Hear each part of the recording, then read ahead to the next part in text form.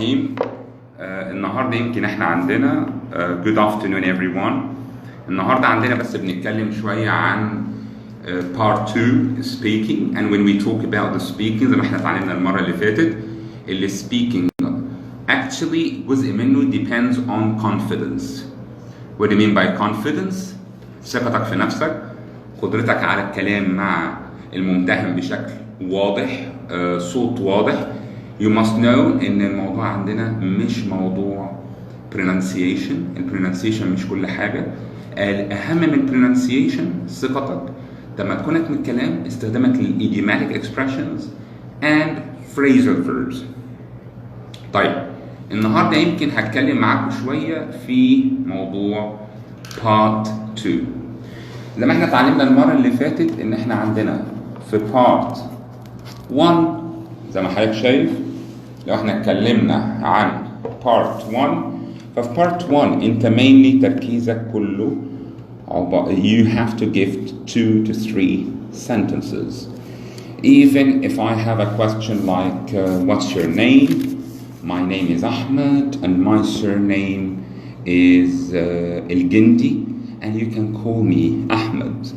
So it's very important to understand that you should give sentences and to be confident, and always make sure that you give correct answers,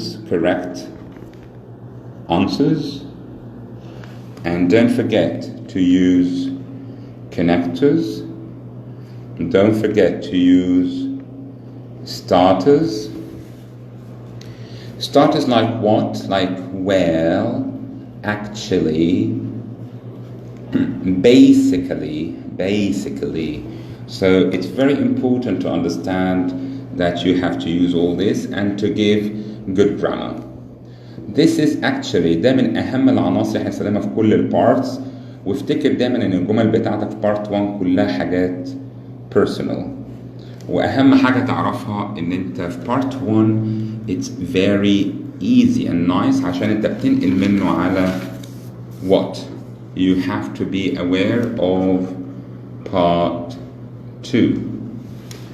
When we talk about part 2 is different because in part 2 you have a topic or a cue card to prepare, and you have to prepare this topic in 1 minute, and then you have to speak for 1 to 2 minutes.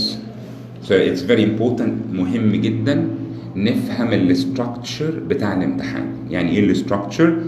simply ان انا عندي لو بتكلم على مهم قوي افهم الستراكشر بتاع بارت 2. يعني ايه ستراكشر؟ على سبيل المثال ان انا عندي في بارت 2 عندي توبيك او كارد، وهحضر التوبيك في 1 minute واتكلم في 1 to 2 minutes.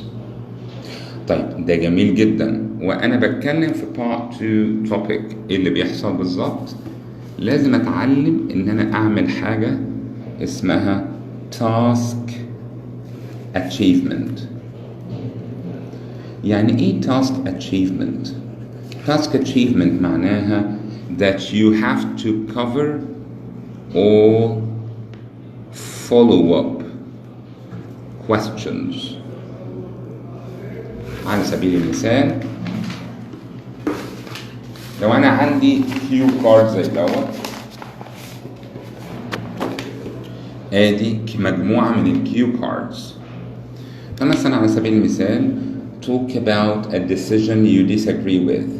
دي اسمها ايه يا جماعة؟ 1 2 3 4. دي اسمها follow up questions،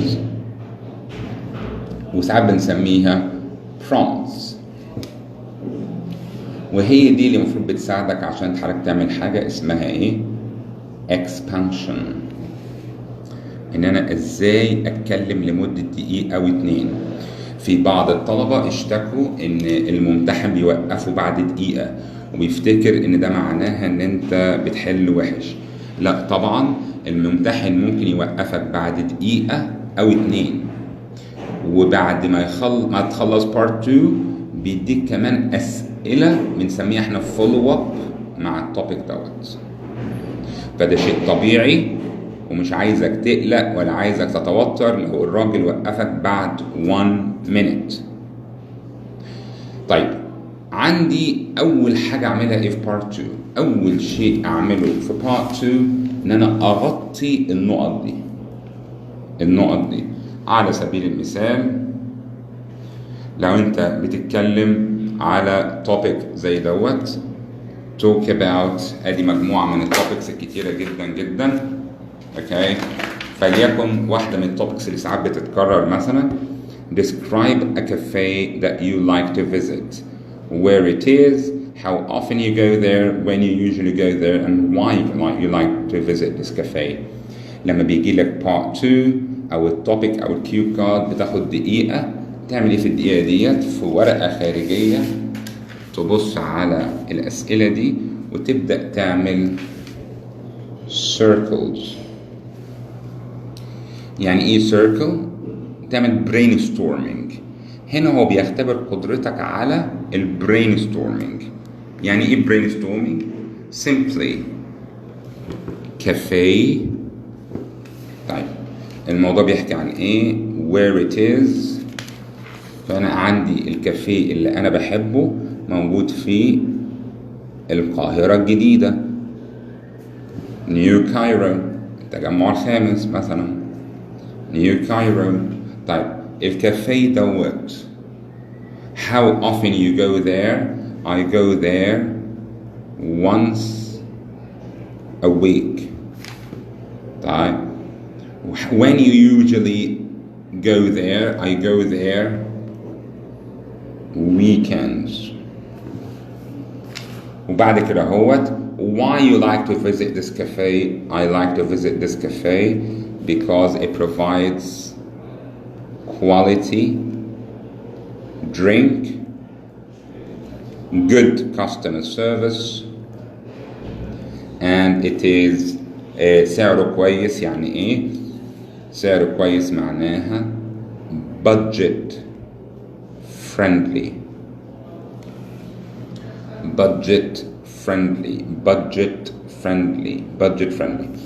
انا حضرت الكلام دوت، المفروض احضره، ولكن دايما افتكروا يا جماعه لو كلامك هيقتصر بس على النقط دي لازم تغطي النقط دي الاول. لازم حضرتك اول ما تبدا بارت 2 تتكلم عن النقط دي.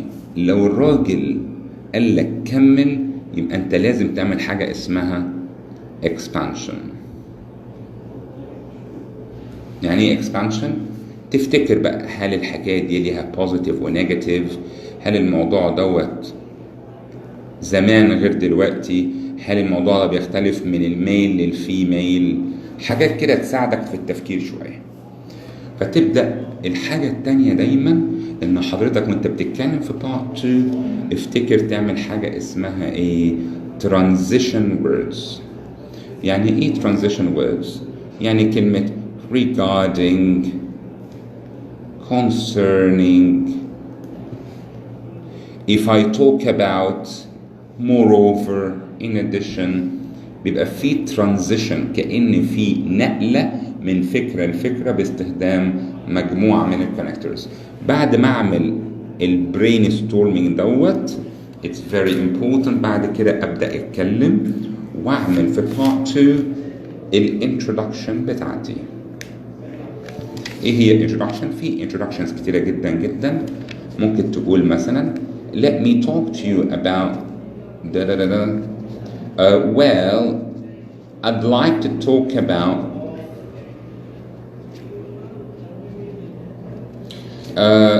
well actually today's topic is I would like to discuss with you a personal topic which is. فانت عندك في حاجة اسمها intro وبعد كده بتبدأ تنتقل لدي قدام عينك. بس في نفس الوقت في part 2 خلي بالك من وجود حاجة اسمها عندك eye contact. انت عينيك موجودة فين وفين؟ عينيك موجودة على حاجتين، على الورق اللي انت كتبت فيها الافكار وفي نفس الوقت ما تنساش الاكزامينر.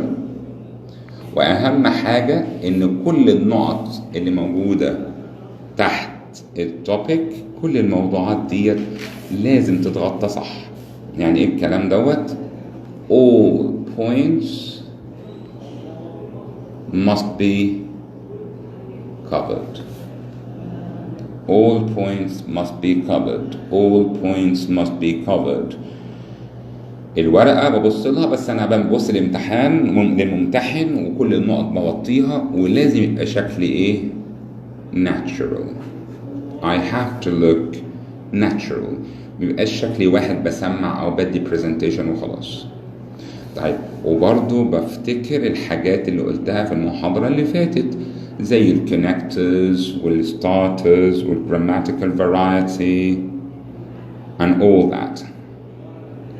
But therefore, for part 2, you need to do something very important, which is an intro. And then you start looking at your brainstorming circle. And you have to use, of course, تستخدم حاجة اسمها transition signals or connectors and starters. طيب، من الحاجات المهمة جدا ان حضرتك وانت بتتكلم تاخد بالك برضو من حاجة تانية، ان انت ميبقاش في عندك ستريس كتير وتبدأ تتكلم وتقول well I'd like. يعني ايه I'd like؟ ليه انا قلت I'd؟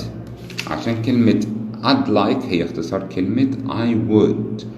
ودايما نفتكر في السبيكينج مطلوب مننا نعمل اختصارات عكس الرايتنج. ان شاء الله في الحلقة الجاية هتكلم على بارت 3 في السبيكينج. بس مهم جدا جدا نفهم يعني ايه I'd like ليه؟ عشان اعمل حاجة اسمها contraction. يعني ايه contraction ده اختصار، والcontractions دي على فكرة في الكتابة والمواقف الغير رسمية informal فقط. يبقى therefore I'd like to talk to you about كذا. ولما تقول I am تقول ايه؟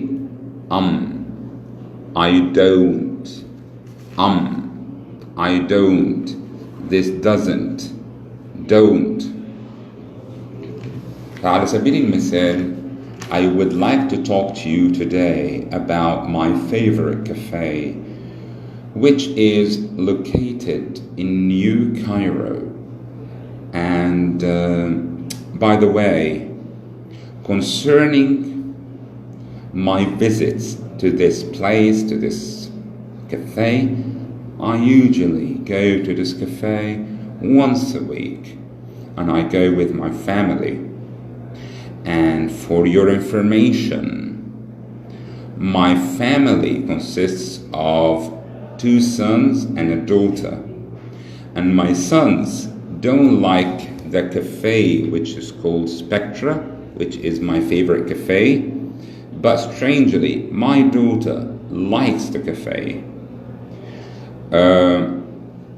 If I talk about the reasons why I like the cafe, I go there and I visit this cafe frequently because it offers a very good customer service and high quality drinks and food. For example, I love cheesecake. I can give an example.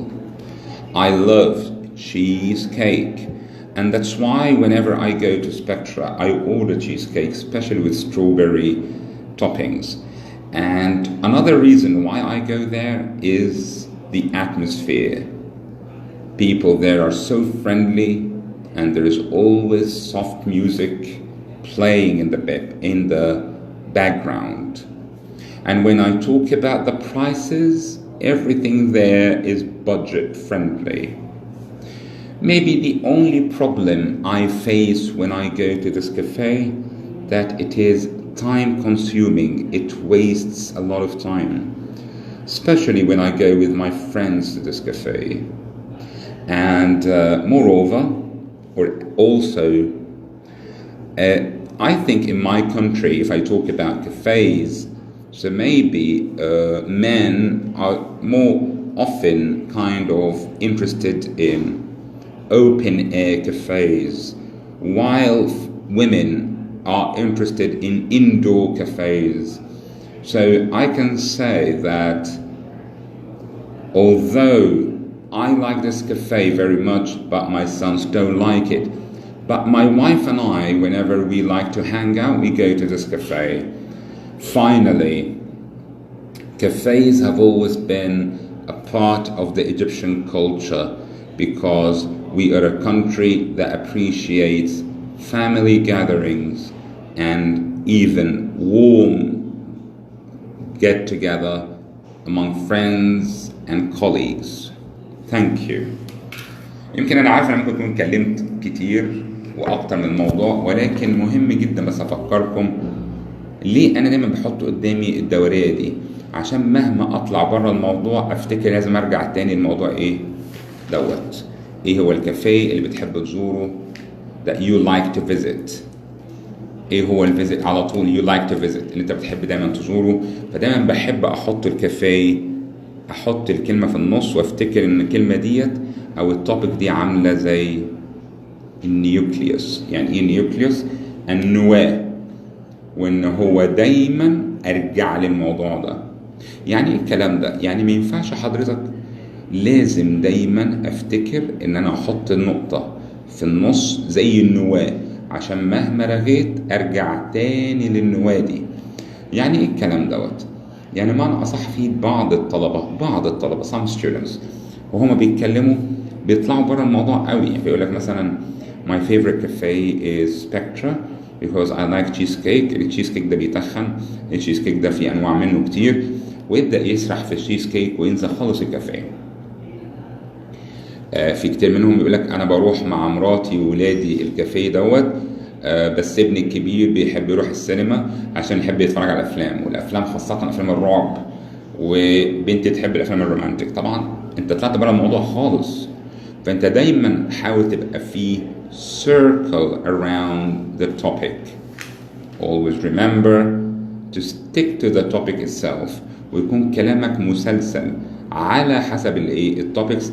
However في بعض منكم بيقول لي حاجة جميلة، هل لازم امشي بالترتيب؟ انا اهم حاجة عندي دولت يضغطوا في talk، في monologue، وازاي حضرتك المونولوج بتاعك بيغطي كل النقط دي because وفي نفس الوقت وانا بعمل اي مونولوج بستخدم برضو advanced vocabulary idioms، لو عندي phrasal verbs، لو عندي proverbs، لو عندي good ideas دايما ادي examples عشان أأكد أفكاري. دايما أفتكر يكون صوتي واضح، مش لازم يكون American أو British، بس يكون صوتي واضح، ويكون صوتي دايما clear و strong not shaky at all. بالشكل دوت يمكن النهاردة أنا حاولت إن أنا أغطي معاكم part 2. طيب الحلقات الجاية بإذن الله إن شاء الله هحاول إن احنا نتكلم أكتر على part 3، خاصة إن part 3 قصة مختلفة. part 3 في discussion، فالموضوع مختلف شوية. هنا بقى هو مش هيختبرك في معلوماتك عن حياتك الشخصية زي part 1، ولا هيسألك عن انت تعمل talk زي part 2، لكن في part 3 هو بيختبرك في ازاي حضرتك تقدر تدي آرائك your opinions and how you can discuss or not controversial topics. Thank you very much. أشوفكم حلقة جاية إن شاء الله بإذن الله. والسلام عليكم ورحمة الله وبركاته. كان معكم دكتور محمد خليل موسى.